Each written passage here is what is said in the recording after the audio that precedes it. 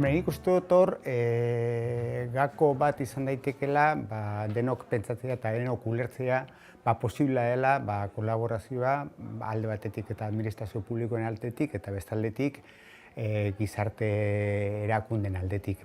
Pentsatzea, bion lanak eta ez daudela kontrajarrian eta elkarrekin gauza asko egin daitezkela.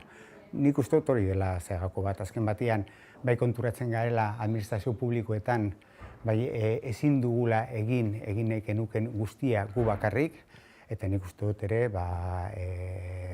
gizarte mugimenduetatik, gizarte erakundeetatik lankidetza hori eskatzen adirela behin eta berriro, eta gero eta ozenago gainera.